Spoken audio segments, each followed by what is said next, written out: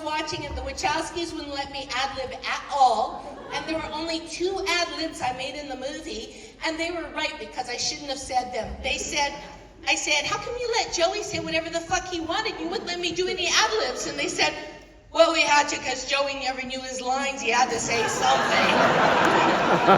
So the 2 ad-libs I said, when I opened the door to the cops, I said, hi. And they were like, that wasn't in the script. And you know what? He was right. She shouldn't have said hi. Because to say hi is filling the stillness and it's showing that she's nervous. I don't actually think the questions are going to be necessary, but I do come with a few. So, well, let me start by asking. I'm sitting next to Don Mancini in the back row. We were in the back row. I would have thought VIPs such as ourselves would have been right down here in the front. We're in the very last row. We could see everything. And I said to Don when the movie was over, I said, I'm worried I won't have anything to say. And he said, Jennifer, I think you'll be fine, and I think Edward has some questions, so. I do have some questions. Why the hell are you calling me Edward? That's the first question. Nobody calls me Edward. That's okay, I'll take it from you. Thank you. All right. What? I want you to say Edward in Violet's voice. Edward. Edward, do you have anything you want to say to me? I noticed that Violet, she just whispers. I whispered my way through the whole movie, which I think was actually good because Joey yelled his way through the whole movie. We recently went to the Tina Gershon and I went to the Robert Ebert Thumbs Up Film Festival. And we went mostly because we wanted to get those fabulous trophies, which is an actual cast of Robert Ebert's hand with his thumb up. And Robert Ebert was a very early champion of this movie. You know, this is a very small movie. When it came out, really nobody saw it. And Robert Ebert loved it. And now it's a cult film. And who would have thought 25 years later, maybe 30, how many years? 30 years later, that we are playing to a full house. No, you were absolutely right.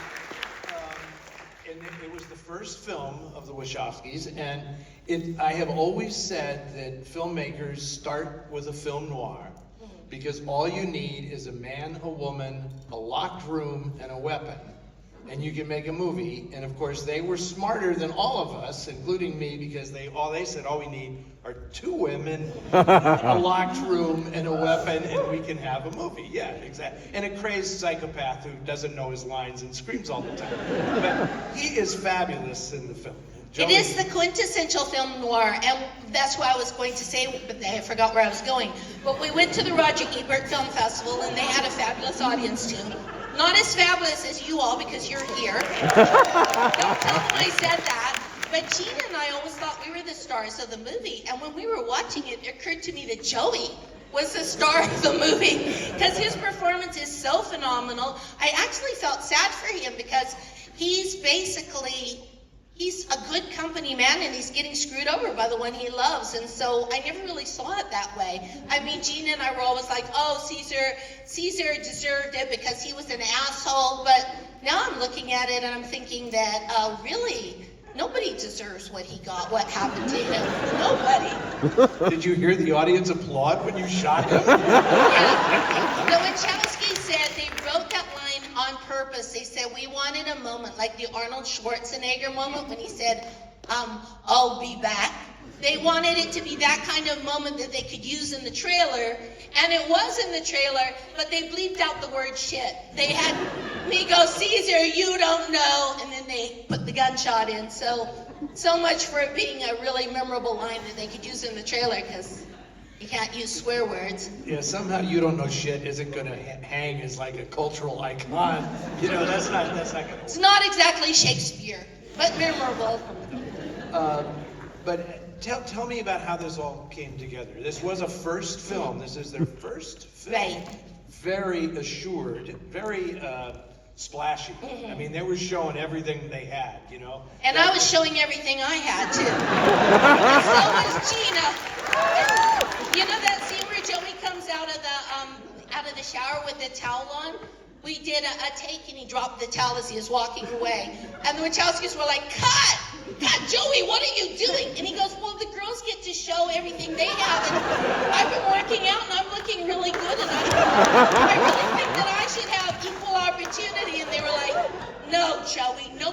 wants to see that. Dina De Laurentiis, he had an idea that Cesare, or Caesar, the Joey character, should be really good looking. He did not want Joey one little bit. He said, Caesar is supposed to be the leading man. Joey Pantoliano is a character actor. But the Wachowskis really wanted him. I'll tell you the other two people that Dina De Laurentiis wanted. He really wanted Peter Gallagher, who is a gorgeous hunk of man. And then they also wanted Christopher McDonald, and he ended up doing another movie with the director of The Last Seduction. John Dahl, and Christopher McDonald said he was really kind of annoyed because he really wanted to play the character, but Dina sent him somewhere else, and he's a good company man as well. But anyway, when we were cast, Gina and Joey and I, we went to dinner with Dina De Laurentiis. And all these plates and trays of pasta and food were coming out, and Joey would reach for it, and Dina would say, no, that is not for you, Joey. And he goes, well, what am I going to eat? And they'd bring out a tray of steamed vegetables, and they'd say, that is for you, Joey. You are too fat. You need to lose weight. So Gina and I would always tease him because we would always have the AD go get us donuts. We'd be like, are there donuts? And they'd say, yes, there are. And we were eating donuts, and we're supposed to be the sexy female leads. And poor Joey, who's usually a cat actor, was in his trailer eating carrots and things like that. You may not realize this, but we are in the presence of the hardest working man in show business. This gentleman is earning his money today. I will try to talk slower. Is there an echo on this? Is there an echo on this microphone? No. Can y'all hear me back there? There's no echo. No, But anyway, I got this script, and it was right after Bullets Over Broadway, so I had a teeny tiny bit of clout. And the character of Violet was already cast. And so I came in and I read for Corky, and I was so excited because everybody wants to be, the kick-ass sort of hero. And I thought it was wonderful, and I thought that they were really considering me. And then the actress who was going to play Violet dropped out, and it was... Oh, what? I really did forget her name. The girl from Terminator 2? Linda Hamilton.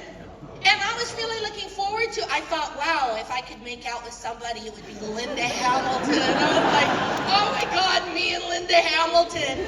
And then she ended up dropping out, and I think the Wachowskis said that she wanted, the old brain isn't what it used to be, Sigourney Weaver. She wanted Sigourney Weaver to play Corky. And they said, well, she had kind of a different idea of the film than they did. And so they had, as you say, creative differences. And, Linda Hamilton and her dreams of her version of Bound went away. And then Roseanne Arquette had the part of Violet. So then I come in to read for Corky again because Roseanne Arquette was cast as Violet. And apparently she had an option on a television show, and they all of a sudden decided to pick it up. So me being a method actor, I was already like stomping around in like jeans and combat boots, like baggy pants. I got my hair cut like Corky. I was really, and I knew they really wanted me. But what I didn't know is they did not want me for Corky. They did not see me as Corky one little bit. And then they called up and they said, we found this girl. Her name is Gina Gershon, and we think she would be a really good Corky. And I was like, what about me? And they go, well, you would be very good as Violet. I said, I'm not playing Violet. And they said, well, could you just meet her? We think you guys would be great together.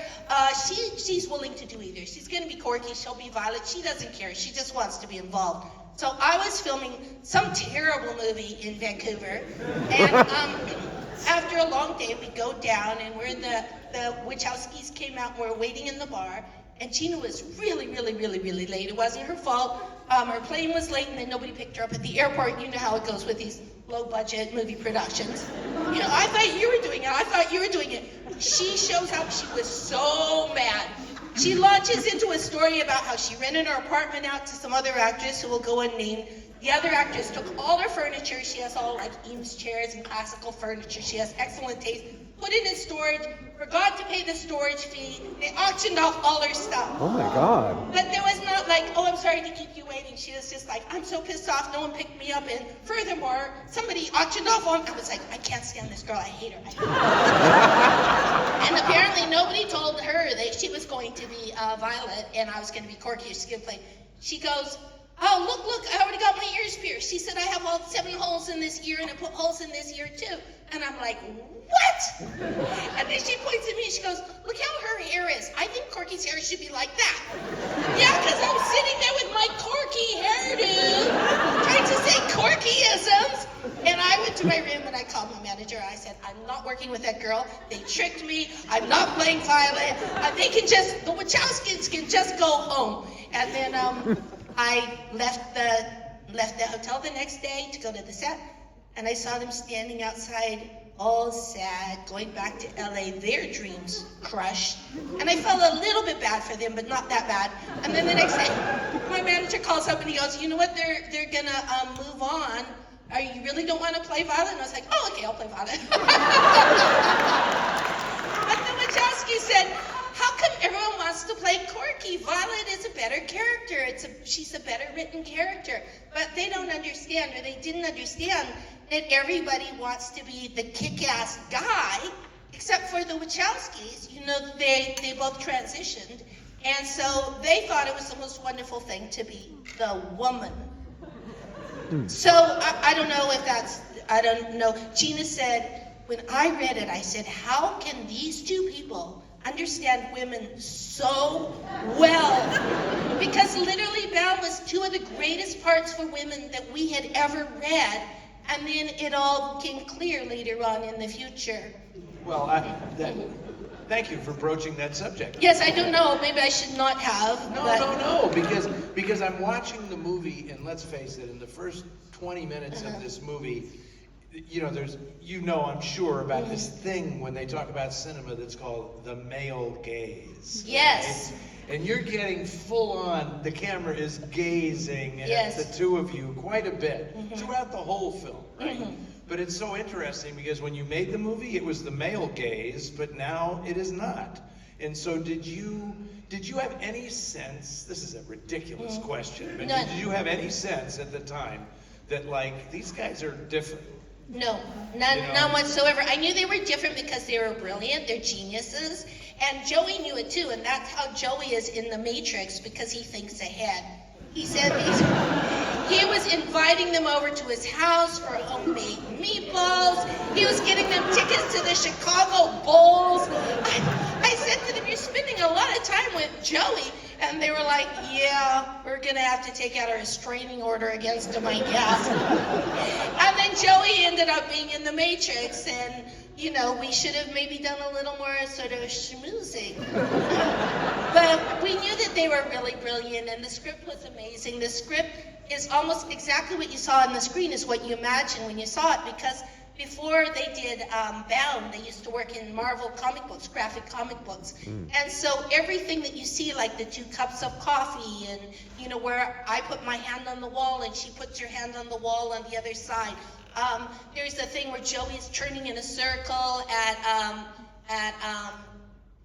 Christopher Maloney. What's his character's name? Johnny. Johnny. So I remember, He said, Johnny's like, where am I? I'm money, where am I? Where am I? And he's turning in a circle, and right behind him on the wall is a painting that is a circle. So they did a lot of things like that. They really did want it to be have a very film noir feeling. So Lizzie Gardner, our wonderful costumer, she did the costumes for, I can't remember anything. The drag queens in the desert. Priscilla, Queen in the Desert. So she did the costumes for Priscilla, Queen in the Desert, and the Wachowskis wanted everybody to wear black and gray, so it looks like a black and white movie, shades of black and gray, until the last long bloody night where everything happens, and then you'll notice that Violet is wearing a red dress, I guess to evoke blood. I guess. I had 5 of those dresses. They had built-in bras. At the end of the movie, they auctioned them off. They were selling everything. And there were 5 of them. They were selling them for $25 each. Like, I should have snapped them all up, but I was like, I already have 1. Why do I need 4 more? The craft service girl bought one, and I went to the wrap party, and I was like, there I am, because built-in bosoms. Shelby is so cheap. He bought everything. So when we go over to his house, Tina goes, I am having such deja vu. He even bought the wallpaper. You go in the hallway and there's the wallpaper from the movie. He bought the knives in the kitchen. He bought all the furniture. When you go over there, it's just like being on the set of Bound. That's a perk that you can do when you're doing movies, low-budget movies. They auction everything off afterwards. This movie was made for under $3 million. The Wachowskis had written a movie. They were very unhappy with how it turned out. You will know the movie. With Assassins. They wanted to take their name off the movie because they hated it so much. The only reason Gina likes to say things, I don't know if it's revisionist history, she said the only reason I came in to audition for this, I wanted the Wachowskis to recommend me for the Julianne Moore part in Assassins. That's her story that she tells. She's very proud of telling, and I remember I was jealous because I'm like, how is Gina going out for A-list movies, and here I am mired in the independent film scene? So they wanted to direct, they had already written Matrix, which was budgeted at $120 million, and they wanted to direct it themselves so somebody couldn't, quote unquote, ruin it. And their agent said, nobody is going to let 2 first-time directors direct a $120 million movie. And so they wrote Bound, sort of like when you know your child, your 3-year-old needs a bone marrow transplant, and the parents desperately make another baby so they'll have some bone marrow. That's why they wrote Bound. So calling card. And it was $1 million that they made it for, and you know, it looks magnificent, and they had to depend on weird things like, you know, story and character and plot points, which is kind of unheard of when you're making movies these days. Well, I'm watching the movie and I'm saying, why hasn't anybody come up with the brilliant idea of doing a Bound stage play? Because it's pretty much a stage play, right? Absolutely. They made it to take place mostly in 2 or 3 rooms, and, you know, for budgetary considerations. Exactly. A lot of the clothes I wear in the movie is my own clothes. And then it's funny because I gave a lot of the stuff to my sister, my little sister, afterwards. And then again, it was really funny because she's running around in this very important movie memorabilia. She still has the dress that I wore in the last scene and the leather jacket. I'm thinking there's probably really important film noir points that when we were rehearsing, and you know, Joey and Gina and I, you know how actors think that they're so much more creative than the directors, and they were first-time directors, so we thought that we could push them around a little bit, you know. We were in rehearsal, and we'd say, I don't like that line. Hey, how about if I don't say that line? And the Wachowskis would say, well, you don't have to say it if you don't want to, but on page 79, there's a paragraph that alludes directly to that line, but you know, you don't want to say it. Well, we realized it was like a house of cards. You pull one card out, everything collapses. The script was so meticulously constructed. They also had things like, you know, the guy Marzoni, right? We were on such a low budget. Marzoni, they wanted him to fall like a mighty oak in the forest. And they're working with the stunt people, and they said, he's a great big guy. There's no way he can fall right back like that. He will break. So the Wachowskis constructed a lever, a man-shaped lever that goes back very, very, very, very, very, very, very slowly because they want it in slow motion, and he hits the floor like that.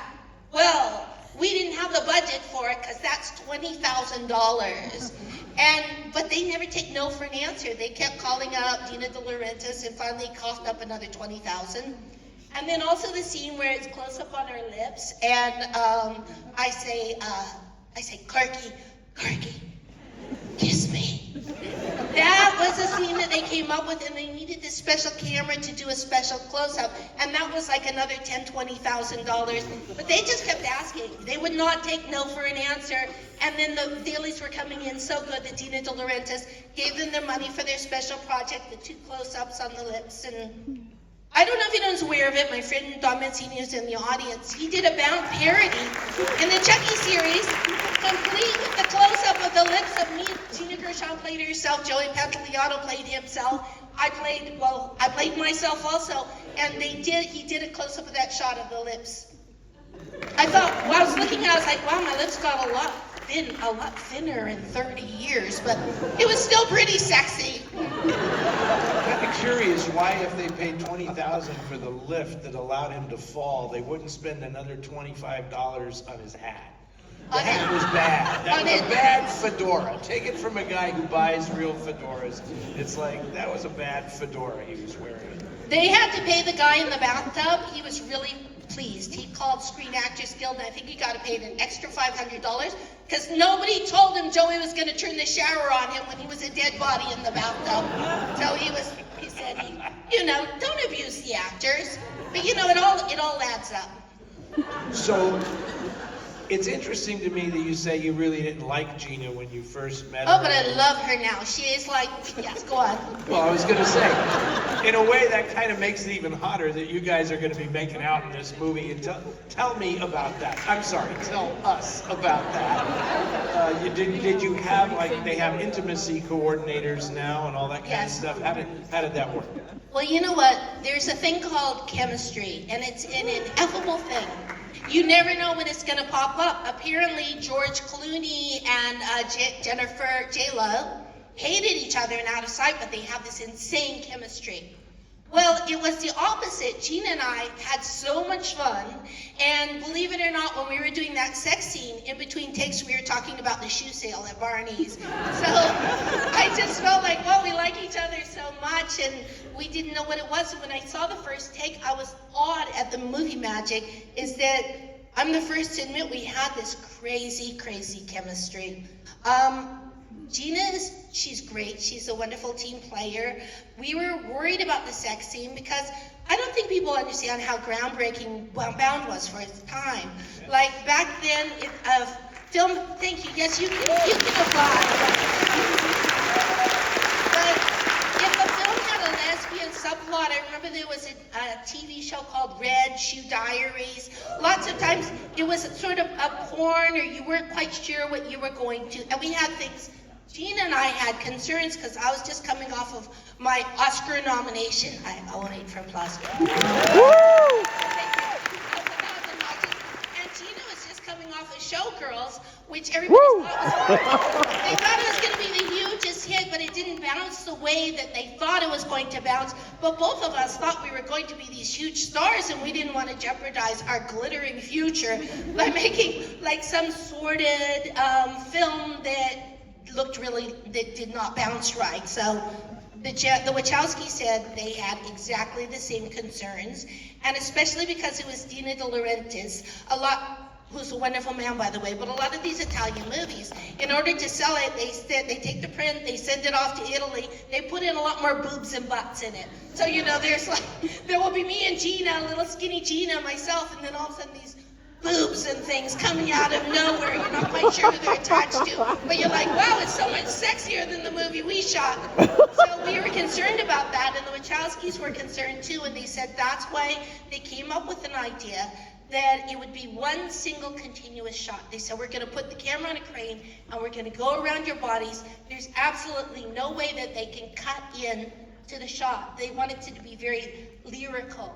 And so it was actually like a ballet between Gina, the Wachowskis, myself, and the cinematographer, in that the Wachowskis were talking through a microphone, and they would tell us what body part was on screen. So they would say mouth, and then they say like butt, and then she would caress my butt, and then they say foot, and she would like flex her toes, and then they'd say, they would tell us where we were at.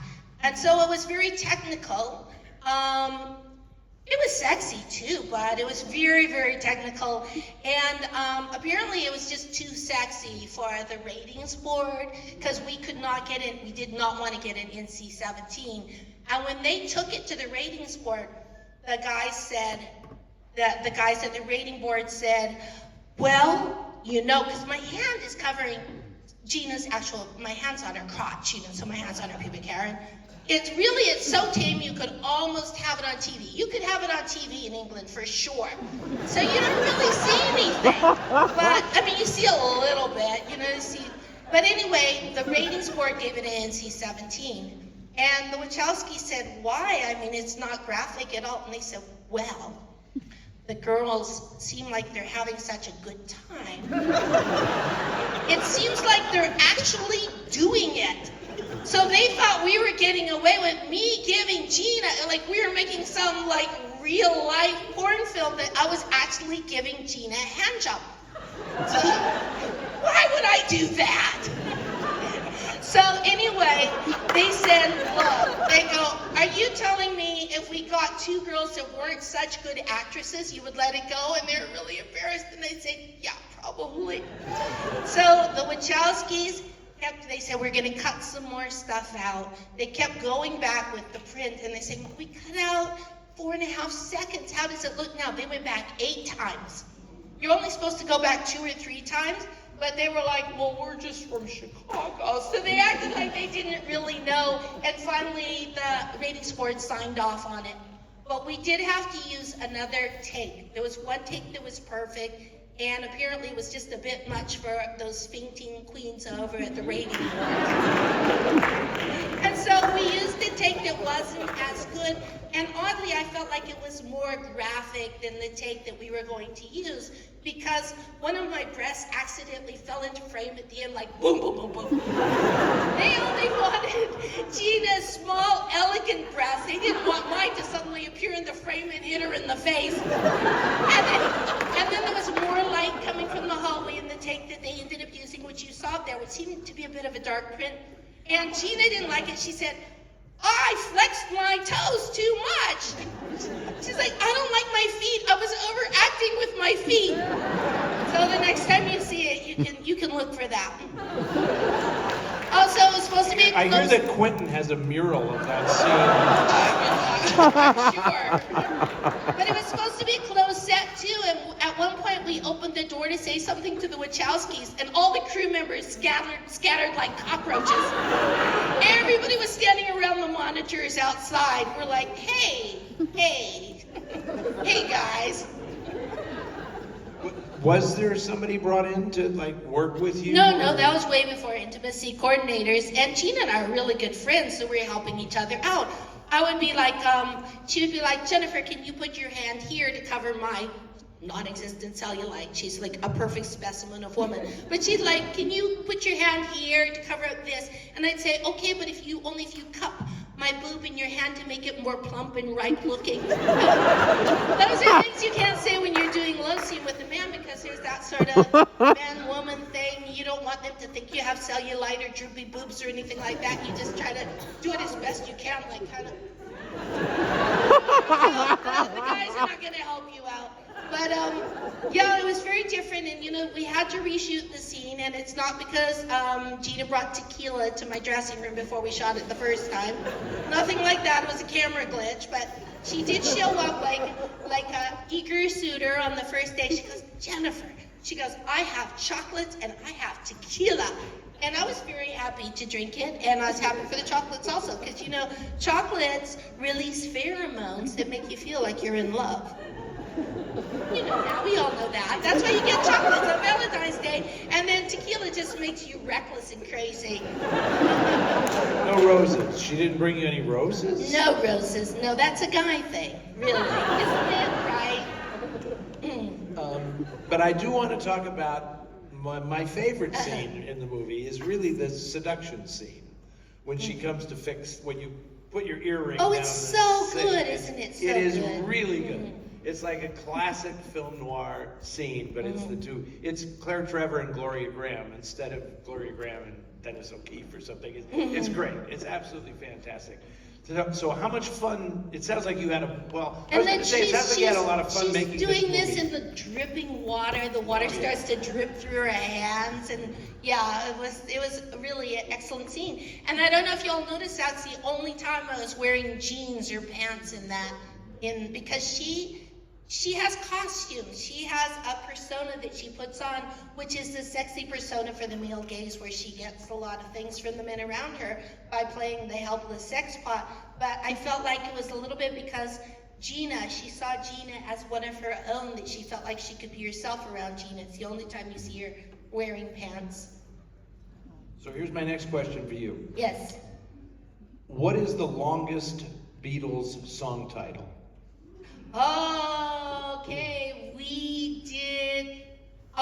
we did a show in San Francisco, and it was a quiz show, and I was a Beatles expert, supposedly, and I got stymied by this. They said, what is the longest Beatles song title?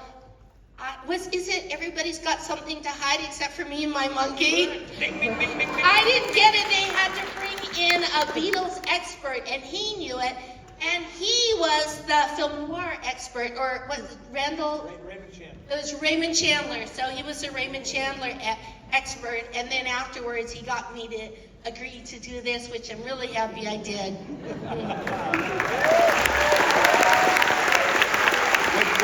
What's next for you? Are you still playing poker? Are you in the poker circuit? Well, I am on a show, a film noir show called The Real Housewives.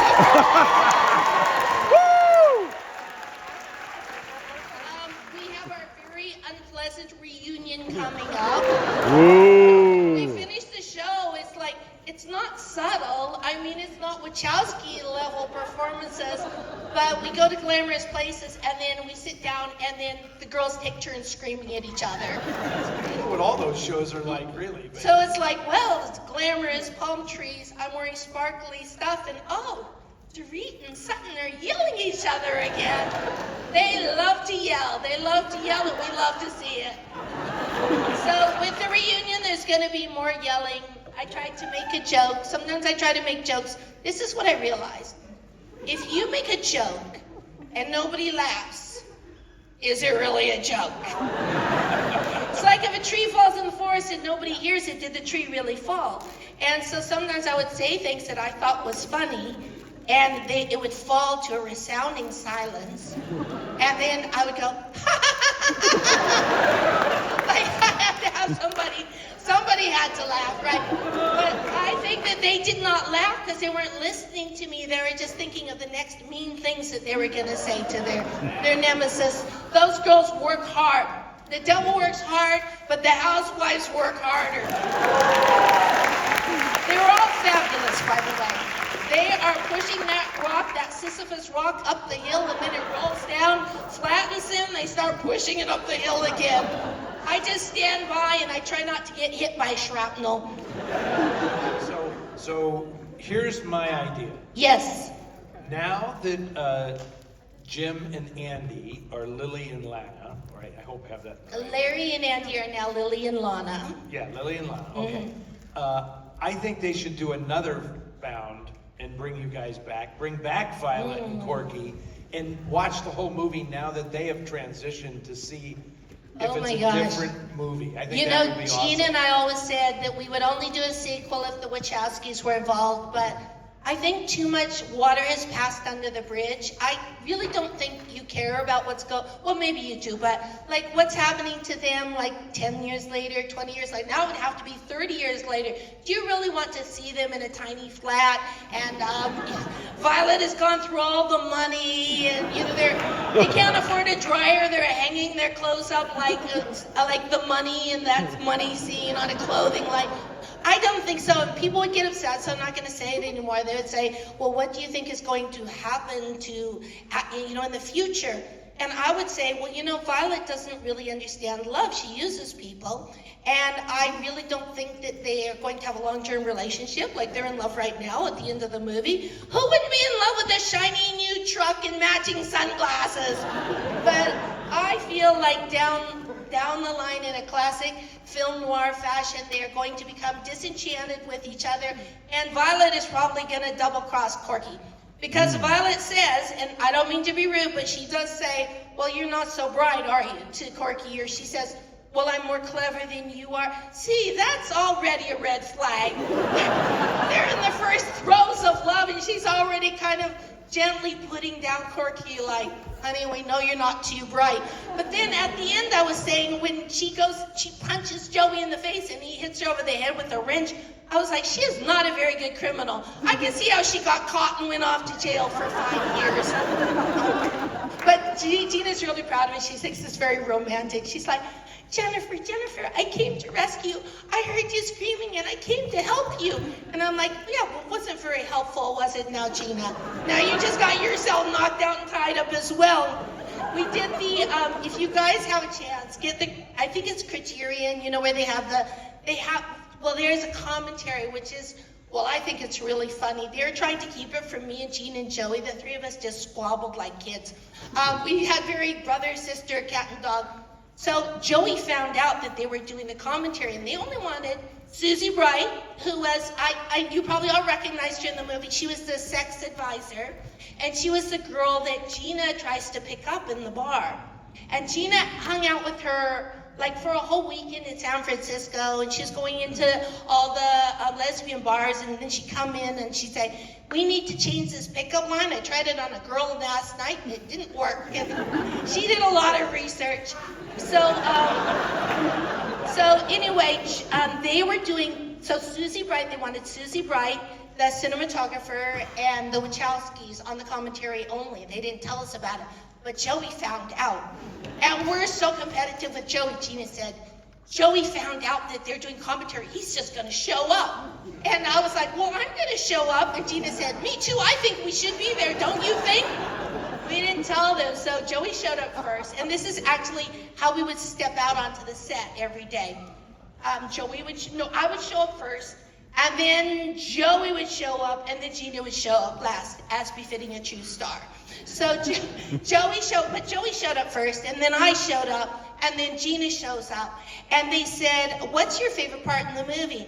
And Gina's like, Joey's mom says, my favorite part of the movie is where I get to punch Gina in the face. And Gina's like, my favorite part of the movie is where I trip Joey and fall, and he falls and hits his head.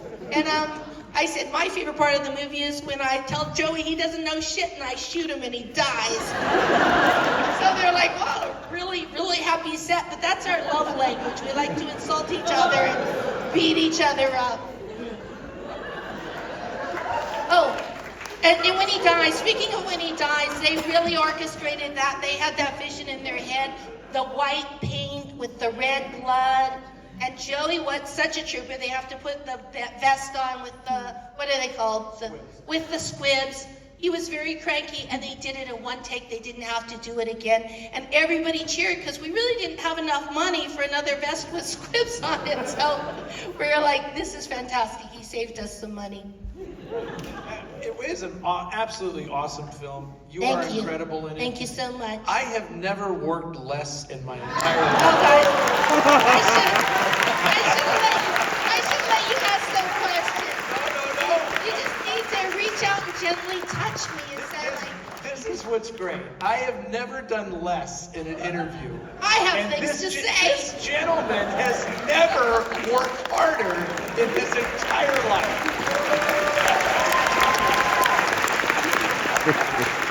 Ladies and gentlemen, I would say you got your money's worth today.